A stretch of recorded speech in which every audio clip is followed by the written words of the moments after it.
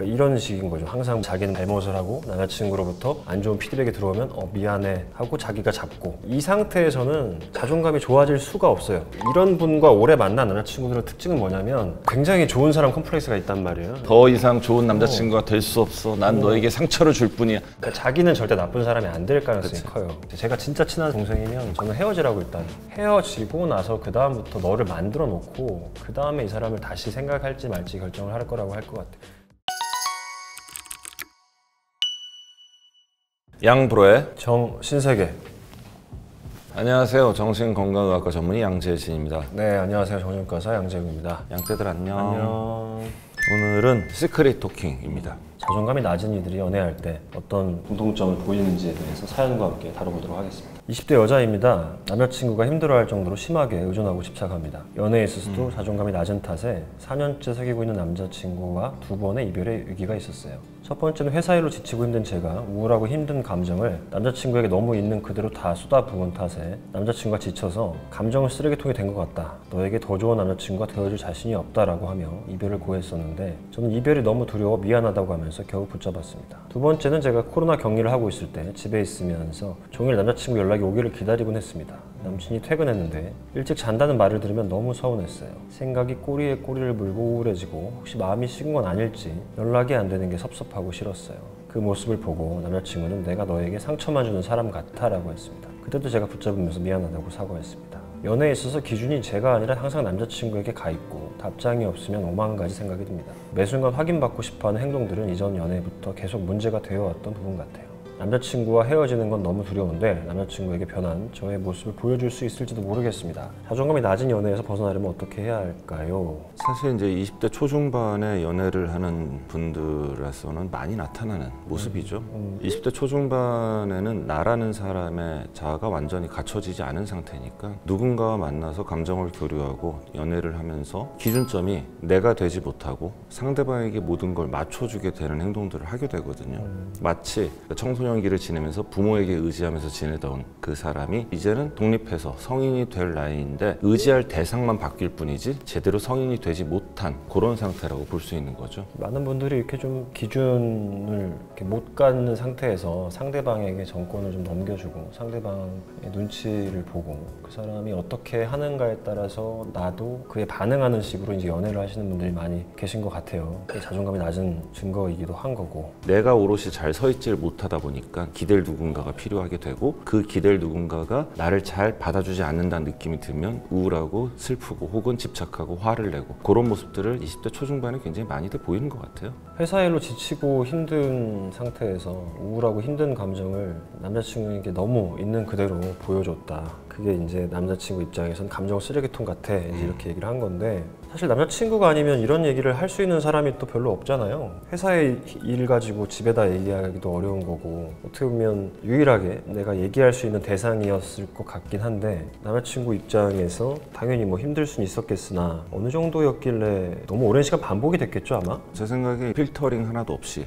나 힘들다는 얘기를 반복해서 했을 가능성이 크죠. 이걸 한두 번 했다고 남자친구가 내가 너의 감정 쓰레기통 같다는 얘기는 안 했을 것 같고, 그렇겠죠. 4년이라는 시간이 있으니까. 첫 번째 헤어질 위기라는 거 보니까 이제 만나서 이 첫 번째 위기까지 이게 계속해서 반복이 됐을 가능성이 되게 크고, 또 하나가 우리가 이제 당연히 남자친구 여자친구에게 무슨 일이 있어 했을 때 나 회사에 이런 일이 있어 힘들어 라고 얘기는 할 수 있는데, 그게 내가 느끼는 감정의 크기가 있다고 할 때 그걸 어떠한 가감 없이 한꺼번에 그 속인 얘기를 다 하는 경우는 별로 없단 말이에요. 그래서도 안 되는 거고, 최소한 내가 어느 정도는 좀 내 안에서 이거를 좀 해소를 하고 좀 정제를 시킨 다음에 그거에 대해서 얘기를 하는 과정이 있어야 되는데, 아 힘들다 힘들어 이것 때문에 스트레스 받아 이런 식으로 여과기 없이 나를 거쳐서 나의 감정이 그대로 남자친구에게 갔다면 어떤 누구라도 힘들 수밖에 없는 상황이었을 거예요. 즉 이 사연을 보내주신 분께서 아직은 나이가 좀 젊어서 그럴 수도 있고요, 회사 생활 아마 초년생일 가능성이 큰데 내가 이거를 좀 충분히 감당할 수 있는 힘이 아직 생기지 않은 상태였기 때문에 그런 표현들을 계속했고, 그 결과가 둘 연애 사이에 안 좋은 결과를 가져올 뻔한 그런 얘기인 것 같아서, 스스로 내가 받는 스트레스를 내 안에서 좀 잘 해소하는 그걸 하기 위해서 취미생활을 좀 만들 필요가 분명히 있거든요. 내가 내 거를 잘 어느 정도는 해결을 하고 어느 정도의 부분을 남자친구 여자친구에게 내가 이런 것 때문에 좀 힘들다, 날 좀 위로해 달라 라고 하는 거는 당연한 일이고 그거는 부정적이지 않은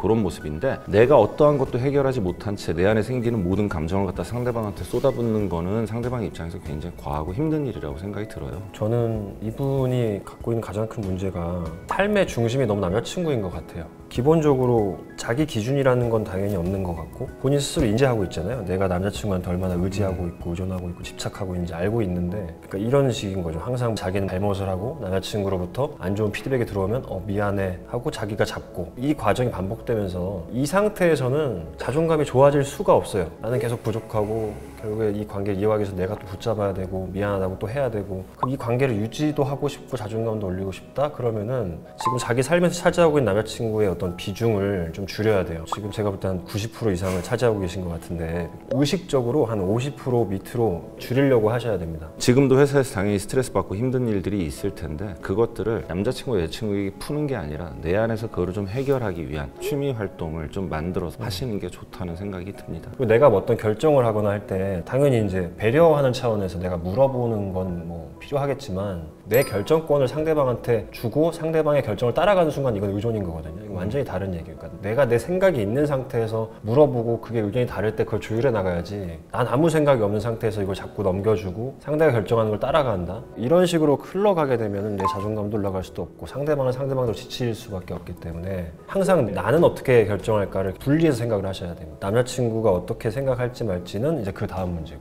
그런 식으로 해서 아주 사소한 것부터 큰 것까지 의사결정을 내 중심으로 하려고 하셔야 되고, 시간도 마찬가지. 남자친구랑 보내는 시간 일주일에 뭐 6일이었다 그러면 그걸 한 3일, 절대적인 시간도 배분을 완전히 다르게 하실 필요가 있고, 관계도 마찬가지. 내가 만나는 사람이 남자친구만 만나고 나머지 시간 나 혼자 있었다 이렇게 하면 안 되고, 남자친구를 만나는 시간이 있었다면 그 외에 친구들을 만나는 시간을 또 만들어야 돼요. 그래서 사람도 비중을 좀 5대 몇으로 나누고, 시간, 뭐 사람, 결정 이런 것들 하나하나 다 좀 비중을 다르게 가져가시지 않으면 계속해서 내 인생에 남자친구가 너무 많이 차지하고 있고 나는 계속 죄인이 될 것 같아요. 또 사과하고 이렇게 갈 것 같거든요. 이렇게 가는 게 저는 이상적이다 보고, 어렵겠죠. 기존에 이렇게 해오던 게 있었으니까. 이런 분과 오래 만난 남자친구들의 특징은 뭐냐면 굉장히 좋은 사람 컴플렉스가 있단 말이에요. 헤어지자는 이별 멘트가 그렇잖아요. 너무 좋아. 이 사람 말하는 게 너무 좋아. 더 이상 좋은 남자친구가 될 수 없어. 난 너에게 상처를 줄 뿐이야. 되게 세련된 사람이야, 이 사람. 그러니까 자기는 절대 나쁜 사람이 안 될 가능성이 커요. 그러면은 이 사람은 너무 괜찮고 나는 되게 안 괜찮고가 갈 수밖에 없잖아요. 그래서 저는 헤어지는 것도 한번 생각을 해봤으면 좋겠어요. 제가 진짜 친한 동생이면 저는 헤어지라고, 일단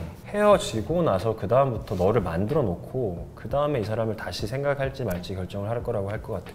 그러니까 이런 식으로 굳어져 있는 관계가 건강하게 바뀌는 건 너무 어렵다. 판을 다시 짤 필요가 있다라고 저는 생각이 들긴 합니다. 친한 지인이면 정말 똑같이 얘기할 거예요. 남자친구가 없는 삶을 좀 살아보라고 얘기할 것 같아요. 우리가 뭐 누구한테 헤어져라 마라 라고 얘기는 할 수 없으니, 사실 양재 원장 50% 얘기했는데 제가 볼 땐 거의 한 3분의 1까지 줄여야 돼요. 본인의 자아를 놓고 봤을 때 이 남자친구에 대해서 여자친구로서의 나는 3분의 1로 줄여버리고요. 나머지 3분의 2 본연의 나를 채워나가는 연습을 많이 하셔야 되거든요. 본연의 나에는 당연히 나의 일이 들어있을 거고요. 그 다음에 아까 얘기한 건강하게 스트레스를 좀 해소하는 취미 활동 꼭 들어가야 되고, 그 다음에 남자친구를 제외한 대인관계가 들어가야 돼요. 아마 이분 친구랑 약속이 있다가도 남자친구가 보자고 그러면 친구 약속을 깨거나 혹은 친구들과 다 연락을 끊었을 가능성도 꽤나 크거든요. 소위 옛날에 우리가 얘기했던 애인 생기면 잠수 타는 유형일 가능성이 굉장히 큰데, 그러면 절대 안 되고 회사 동료 혹은 내 친구들을 찾아서 대인관계를 꼭 많이 만들어 놔야 되고요. 그 이외에 다른 사회생활도 많이 하셔야 돼요. 내 3분의 1을 잘 채워놓고 나머지 3분의 1만 여자친구로서 이 남자친구를 대하는 연습을 많이 하셔야 진짜로 내 자존감도 올릴 수 있고 내가 오롯이 혼자 설 수가 있게 되는데, 이런 식으로 바꾸는 거 절대 쉽지 않을 거예요. 제일 좋은 건 관계를 유지하면서도 그걸 바꿔보려 노력을 해보시고, 근데 남자친구가 만약에 그때 가서 또 굉장히 좋은 말로 이별을 통보할 가능성이 굉장히 커 보이는데, 그때는 헤어지는 것에 대한 두려움 때문에 또 잡으려 하지 말고 이번에는 좀 남자친구 없이 나 혼자서 한번 살아보자라는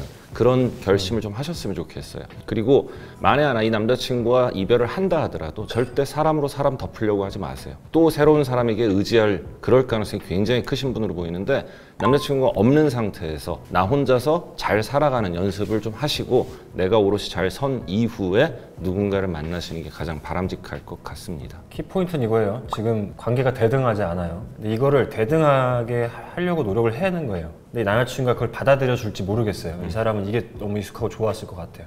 여기서 이 사람이 충분히 익스큐즈 할 수 있게끔 얘기를 잘해서 대등한 관계를 만드시는 게 목표입니다. 그 다음이에요, 자존감은.